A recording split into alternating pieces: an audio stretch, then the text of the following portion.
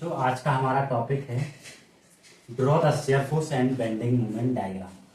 ये हमारी एक क्या है, सिंपली सपोर्टेड बीम है जिसपे दो फोर्स लग रहे हैं 20 किलो न्यूटन का और 10 किलो न्यूटन का। तो इसमें क्या निकालना है, हम सबसे पहले रिएक्शन सपोर्ट निकालना है आर ए और आर बी की वैल्यू निकालना है। देन उसके बाद हमको शियर फोर्स डायग्राम बनाना है, बेंडिंग मोमेंट डायग्राम बनाना है। तो आइए जानते हैं कैसे निकालते हैं इसको आर बी। सबसे पहले हम क्या करते हैं, summation all vertical force equal to 0।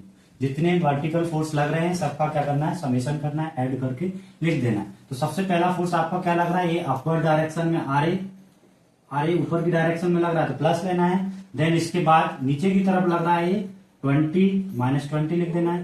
Then उसके बाद 10 -10 का लग रहा है और फिर आपका प्लस का आर बी इक्वल टू 0। तो यहाँ R A plus R B आपका निकल आएगा। R A plus R B कितना हो जाएगा, 30 kilo Newton.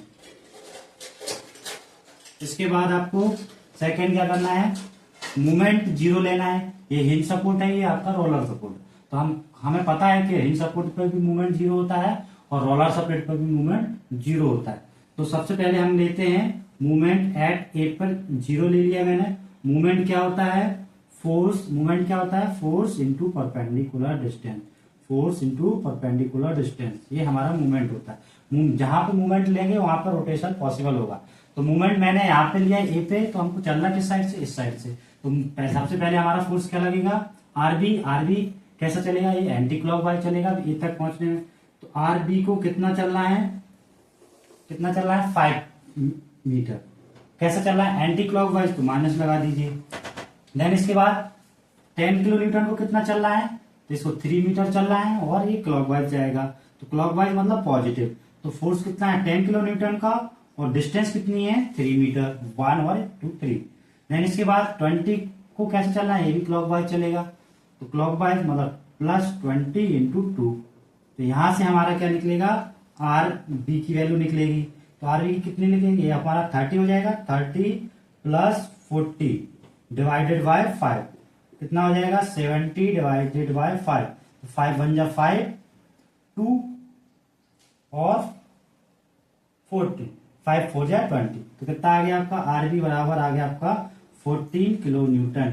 Then R A कितना हो जाएगा, टोटल कितना 30, तो 16 हो जाएगा, 16 किलो न्यूटन। इस तरह से आपका R A plus R B निकल आएगा, है ना। देन इसके बाद हमको क्या करना है, shear force and bend, shear force निकालना है। तो शेयर फोर्स की वैल्यू क्या होता है, शेयर फोर्स क्या होता है, ए पॉइंट पे शेयर फोर्स एट ए। तो आर ए की वैल्यू कितनी निकली है, 16। आरबी की कितनी लिखी है, 14 किलो न्यूटन। तो ए पर शेयर फोर्स मतलब फोर्स, ए पर फोर्स कितना लग रहा है, 16 का। तो हम 16 लिख देंगे इस तरह से। B shear force at B, ये दोनों की वैल्यू हमको पता है कितने का लग रहा है, 14 किलो न्यूटन का।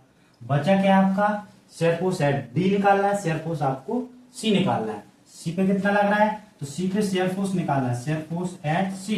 तो सबसे पहले ये क्या करेगा, 16 से ऊपर करेगा और ये 20 से डाउन कर देगा। तो कितना नेट फोर्स निकलेगा आपका, नेट शेयर फोर्स 4 माइनस में 4 किलो न्यूटन।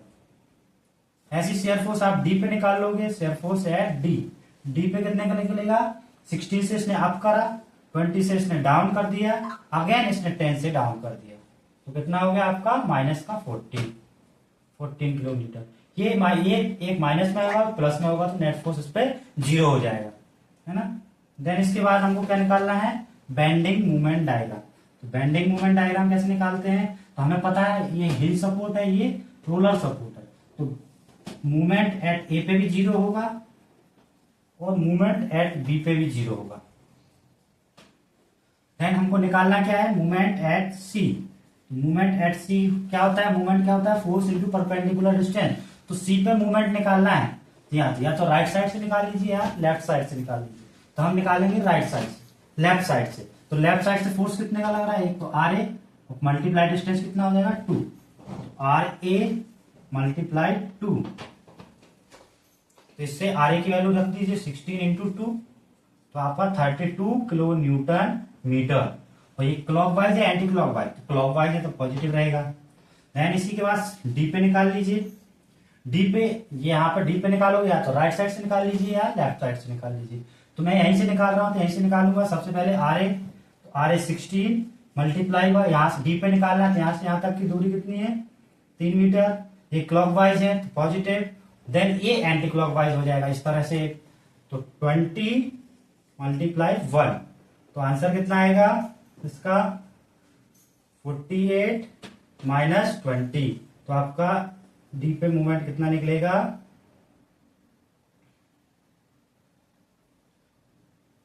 कितना निकलेगा 28 किलो न्यूटन, इस तरह से किलो न्यूटन इंटू मीटर। अब हमारा क्या है bending movement and shear force diagram बनाना है आपको। तो शेयर फोर्स डायग्राम कैसे, मान लीजिए सबसे पहले एक बेस लाइन आप खींचोगे, बेस लाइन ये पॉइंट है, ये आपका बी पॉइंट है, देन ये सी पॉइंट है, ये आपका डी पॉइंट।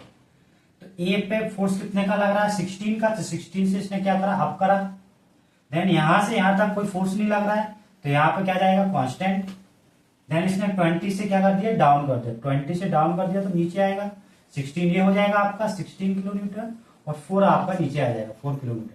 फिर यहाँ से यहाँ तक कोई फोर्स ना लगने की वजह से ये यहाँ से कांस्टेंट जाएगा और फिर इसने 10 से नीचे कर दिया तो ये आपका कितना हो जाएगा 14, देन ये 14 आपका 14 किलो न्यूटन। इस तरह से आपका shear force and bending movement diagram, share force diagram बन जाएगा। ये कौन सा आपका शेयर फोर्स डायग्राम।